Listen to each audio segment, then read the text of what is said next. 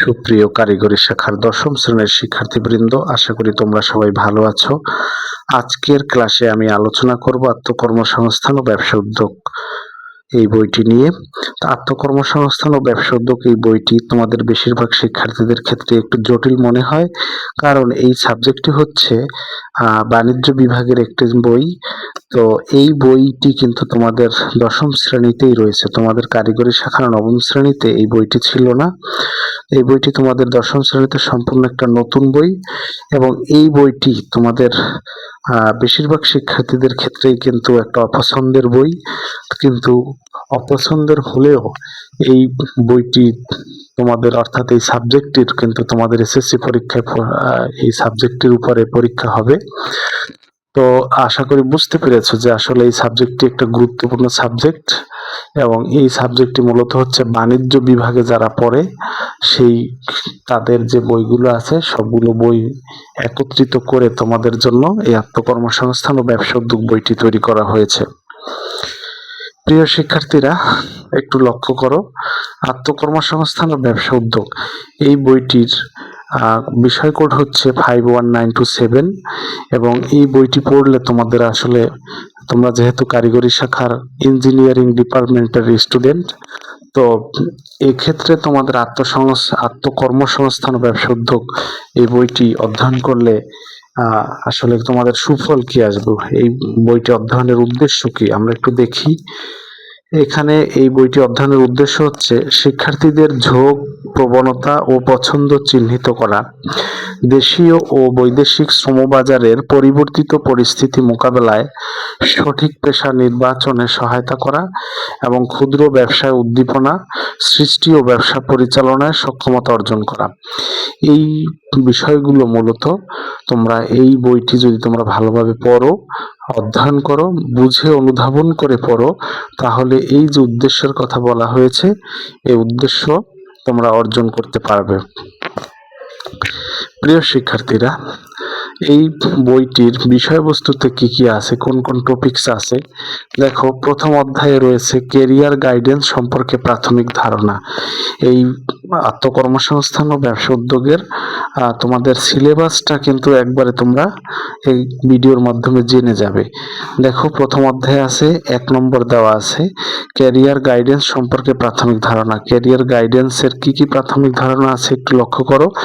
প্রথম আছে ভোকেশন বা বৃত্তি বা পেশা বিষয়ক মৌলিক ধারণা। তারপরে আছে দেখো স্বপ্নের ক্যারিয়ার রূপরেখা প্রস্তুতকরণ। তারপরে দেখো স্বপ্নের পেশা নির্ধারণের সমস্যা চিহ্নিত ও সমাধানের উপায় নির্ধারণ। তারপরে দেখো নিজের মৌলিক পরিচয় ও জীবন বৃত্তান্ত প্রস্তুতকরণ। এই যে মোটামুটি 4টা বিষয় তোমরা প্রথম অধ্যায়ে ক্যারিয়ার গাইডেন্স সম্পর্কে প্রাথমিক ধারণা এই আত্মকর্মসংস্থান বইয়ের প্রথম পার্ট বা প্রথম অধ্যায় থেকে তোমরা সবাই শিখতে পারবা। তো এরপর দেখো অধ্যায় 2 থেকে তোমরা শিখতে পারবা জীবন ও কর্মজগৎ সম্পর্কে প্রাথমিক ধারণা। তো জীবন ও কর্মজগৎ সম্পর্কে যে প্রাথমিক ধারণা রয়েছে সেক্ষেত্রে কোন কোন টপিকস তোমাদের শিখতে হবে সেটা একটু বলে দিচ্ছি। দেখো, প্রথমে 2.1 আছে পেশা ও জীবিকা উন্নয়নের ধারাবাহিকতার বিবরণ।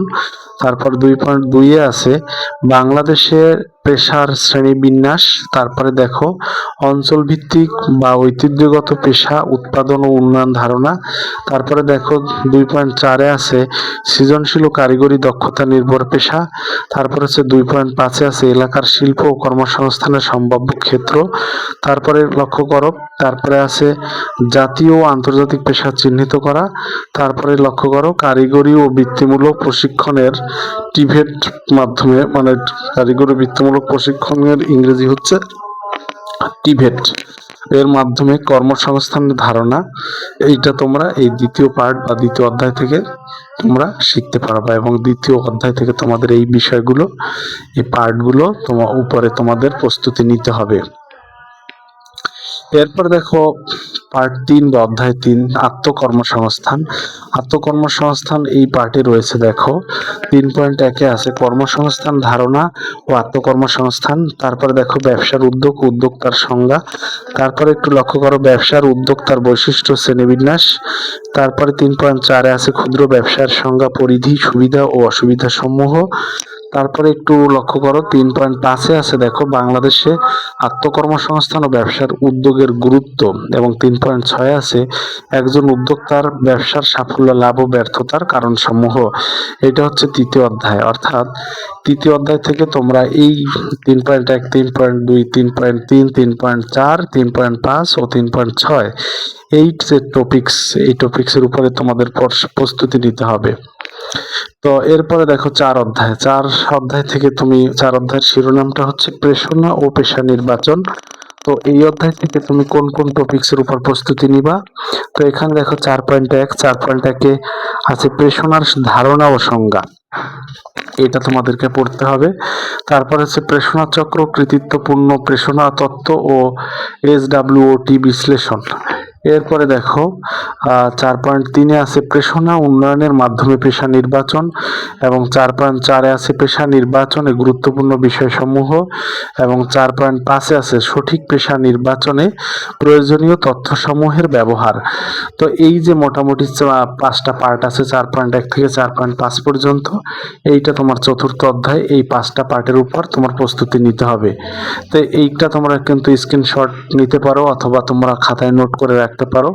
এই টপিকস কিন্তু তোমাদের অবশ্যই পড়তে হবে, এবং এই টপিক্সের উপরেই কিন্তু টেস্ট পরীক্ষা এবং এসএসসি পরীক্ষায় প্রশ্ন আসবে।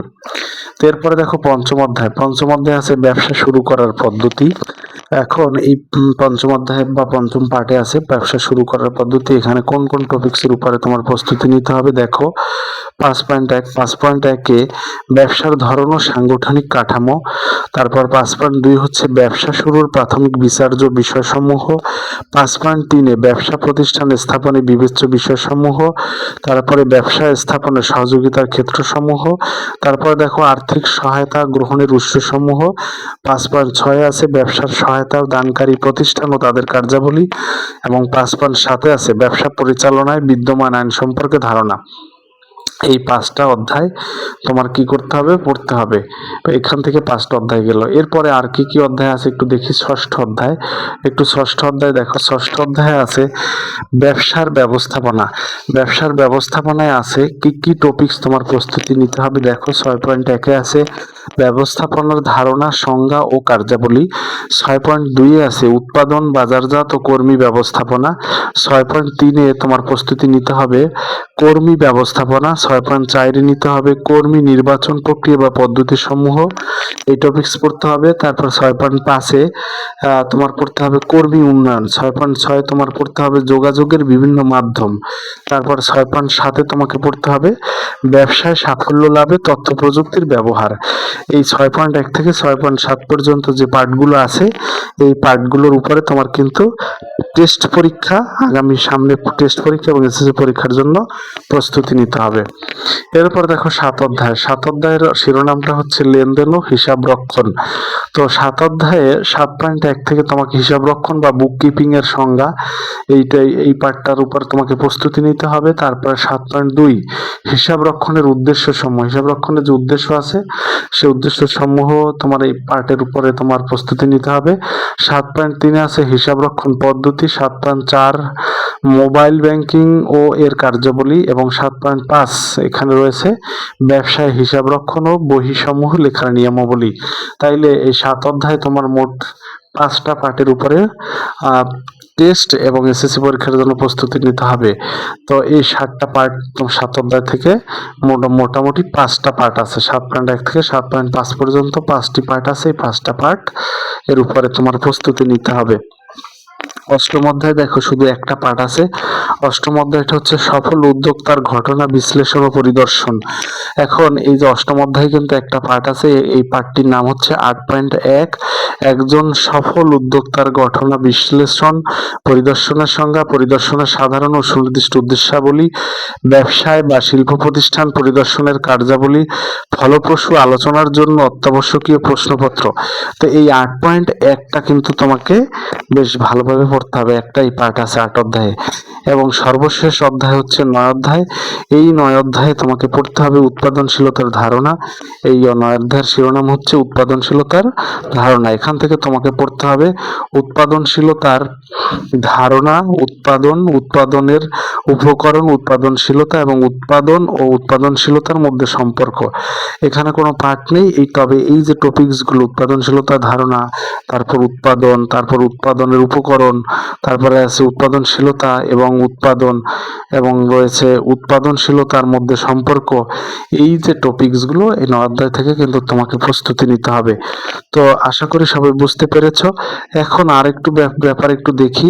এখানে বিশেষ দ্রষ্টব্য দেওয়া আছে, দেখো যে শিল্প কারখানা পরিদর্শনের জন্য 2টি শিল্প কারখানা পরিদর্শন করতে যাবা, কিন্তু তোমরা বাস্তবে শিল্প কারখানা পরিদর্শনের জন্য 2টি, এবং ক্লাস টেস্ট এবং কুইজ টেস্টের জন্য 4টি, এবং বর্ষ সমাপনীর প্রস্তুতির রিভিশনের জন্য 4টি ক্লাস থাকবে। তাহলে মোটামুটি কয়টা ক্লাস থাকবে? শিল্প কারখানা ভিজিটের জন্য 2টি ক্লাস পাবে, ক্লাস টেস্ট কুইজ টেস্টের জন্য 4টি ক্লাস হবে, এবং বর্ষ সমাপনীর প্রস্তুতির জন্য রিভিশনের জন্য কিন্তু 4টি ক্লাস থাকবে। তো আশা করি সবাই বুঝতে পেরেছো। এখানে কিন্তু তোমার পরীক্ষার কোশ্চেন আসবে 30 মার্কসের। কত মার্কসের? 30 মার্কসের প্রশ্ন আসবে। এখানে নম্বর বিভাজন, মূল্যায়নের নম্বর বিভাজনটা একটু দেখাচ্ছি।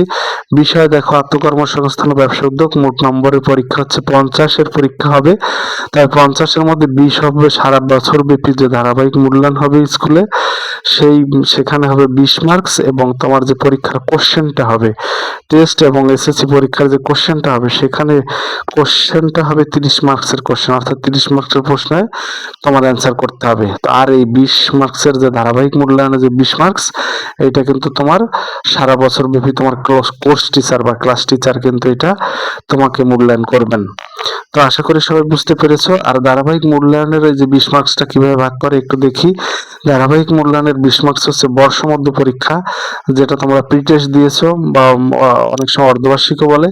সেই বর্ষমধ্য পরীক্ষায় হচ্ছে 10, ক্লাস টেস্ট এবং কুইজ টেস্টের জন্য হচ্ছে 5। ক্লাস টেস্ট দিবা বা কুইজ টেস্ট দেবা, এর জন্য হচ্ছে 5, এবং অ্যাসাইনমেন্ট করতে দিবে তোমার ক্লাস টিচার বা কোর্স টিচার, এই সাবজেক্ট টিচার, উনি অ্যাসাইনমেন্ট দিবেন। সেই অ্যাসাইনমেন্টের উপরে 3 মার্কস, এবং হাজিরা ও আচরণ এখানে আছে 2 মার্কস, এবং মোট হচ্ছে 20 মার্কস। তো আশা করি সবাই বুঝতে পেরেছো আসলে মোটামুটি কিভাবে তোমাদের নম্বর বন্টনটা হয়। তো এভাবে মূলত নম্বর বন্টন হয়। এখানে চূড়ান্ত মূল্যায়নের প্রশ্নের ধারা এবং মান বন্টনটা একবার একটু বলে দিচ্ছি। প্রত্যেকটা অধ্যায় থেকে কিন্তু একটা করে প্রশ্ন আসবে। এখানে 9টা অধ্যায় আছে, 9টা অধ্যায় থেকে 9টা কোশ্চেন আসতে পারে। তো প্রত্যেকটা অধ্যায় থেকে একটি করে মোট 9টি সৃজনশীল প্রশ্ন আসবে। বুঝছো যে তোমার কিন্তু আত্মকর্মসংস্থান ও ব্যবসা উদ্যোগ এই বইটিতে 9টা চ্যাপ্টার আছে। 9টা চ্যাপ্টারের প্রত্যেকটা চ্যাপ্টার থেকে একটা সৃজনশীল প্রশ্ন আসবে। প্রত্যেকটা চ্যাপ্টার থেকেই একটি সৃজনশীল প্রশ্ন আসবে। তবে তুমি যে কোনো 6টি সৃজনশীল প্রশ্নের অ্যান্সার করতে পারবে। প্রত্যেক অধ্যায় থেকে একটি সৃজনশীল করে মোট 9টা চ্যাপ্টার আছে। 9টা চ্যাপ্টার থেকে 9টা সৃজনশীল আসবে। সেখান থেকে তুমি যে কোনো 6টি সৃজনশীলের অ্যান্সার করতে পারবা। আশা করি সবাই বুঝতে পেরেছো। এবং ক বিভাগে ক অংশ, অর্থাৎ একটা সৃজনশীলের ক নম্বরে থাকবে জ্ঞানমূলক প্রশ্ন, যার মার্কস হচ্ছে 0.5, এবং প্রশ্ন নম্বর খ, অর্থাৎ একটা সৃজনশীল খ নম্বর প্রশ্ন হচ্ছে অনুধাবনমূলক প্রশ্ন, যেখানে প্রশ্নের মান হচ্ছে 1, এবং গ নম্বর প্রশ্ন, সৃজনশীল প্রশ্নের গ নম্বর প্রশ্ন হচ্ছে প্রয়োগ ভিত্তিক, এবং এই প্রশ্নের মার্কস হচ্ছে সৃজনশীলের গ নম্বর প্রশ্নের মার্কস হচ্ছে 1.5, এবং সৃজনশীলের ঘ নম্বর প্রশ্নেরটি হচ্ছে মূলত উচ্চতর দক্ষতার প্রশ্ন। এই উচ্চতর দক্ষতার প্রশ্নের মার্কস হচ্ছে কিন্তু 2। এই হচ্ছে একটা সৃজনশীলের মোট 5 মার্কস। তাহলে তোমাকে মোট 6টা সৃজনশীল লিখতে হবে। একটা সৃজনশীলে যদি 5 মার্কস হয়, 6টা সৃজনশীলে মার্কস হবে 5 × 6 = 30, অর্থাৎ টোটাল 30 মার্কসের তোমার পরীক্ষায় কোশ্চেন আসবে। তো আশা করি সবাই বুঝতে পেরেছো যে আসলে তোমাদের মান বন্টনটা কিভাবে হবে এবং সৃজনশীল প্রশ্ন কিভাবে হয়। সৃজনশীল প্রশ্নের ক নম্বরে 0.5 মার্কস, খ নম্বর হচ্ছে 1 মার্ক, এবং গ নম্বরে হচ্ছে 1.5 মার্কস, 1.5 মার্কস, এরপর ঘ নম্বর হচ্ছে 2 মার্কস। এই টোটাল মোট হচ্ছে 5 মার্কস। এটা আশা করি সবাই বুঝতে পেরেছো। এরপরে আমি তোমাদের যে ধারাবাহিক মূল্যায়ন কিভাবে হয়, তোমার যে প্রি টেস্ট সেখানে হচ্ছে 10, বা বর্ষমধ্য পরীক্ষায় 10, ক্লাস টেস্ট কুইজ টেস্ট হচ্ছে 5, অ্যাসাইনমেন্ট হচ্ছে 3, হাজিরা এবং আচরণ সেখান থেকে 2 মার্কস পাচ্ছ এবং মোট হচ্ছে 20 মার্কস। তো আশা করি সবাই বুঝতে পেরেছো। আর এই যে প্রত্যেকটা 9টা চ্যাপ্টার আছে, 9টা চ্যাপ্টারে কোন কোন টপিকস পড়বা, প্রত্যেকটা টপিকস কিন্তু আমি তোমাদের সাথে শেয়ার করেছি। তো আশা করি সবাই বুঝতে পেরেছো যে আসলে 6 অধ্যায় থেকে কোন কোন টপিকস পড়বা, 7 অধ্যায় থেকে কোন কোন টপিকস পড়বা, 8 অধ্যায় থেকে কোন কোন টপিকস পড়বা, 9 অধ্যায় থেকে কোন কোন টপিকস পড়বা, এরপরে 5 অধ্যায় থেকে কোন কোন টপিকস পড়বা, সবকিছু আমি বিস্তারিত বলে দিয়েছি। তো আশা করি সবাই বুঝতে পেরেছো। তো আজকের ক্লাস এ পর্যন্তই। তোমরা একটু আত্মকর্মসংস্থান ও ব্যবসা উদ্যোগ এই বইটির প্রতি একটু ফোকাস দিবে, এবং এটা যেহেতু বাণিজ্য বিভাগের বা কমার্স ডিপার্টমেন্টের একটা সাবজেক্ট, তো একটু কষ্ট হলেও পড়ে নাও, কারণ এখান থেকে কিন্তু পরীক্ষায় কোশ্চেন আসবে। আমরা এই বিষয়টির কিন্তু তোমাদের পরীক্ষা হবে। এখানে কিন্তু 30 মার্কসের প্রশ্ন হবে এবং বাকি 20 মার্কসের ধারাবাহিক মূল্যায়ন হবে। তো আশা করি সবাই বুঝতে পেরেছো আসলে বিষয়টা কতটা গুরুত্বপূর্ণ। তো আজকের ক্লাস এ পর্যন্তই। এতক্ষণ যারা সাথে ছিলে, ভিডিও শেষ পর্যন্ত দেখেছো, তারা একটু কষ্ট করে পড়াশোনা করবে। তো সবাইকে এতক্ষণ সাথে থাকার জন্য আন্তরিক ধন্যবাদ জানাচ্ছি। ধন্যবাদ সবাইকে।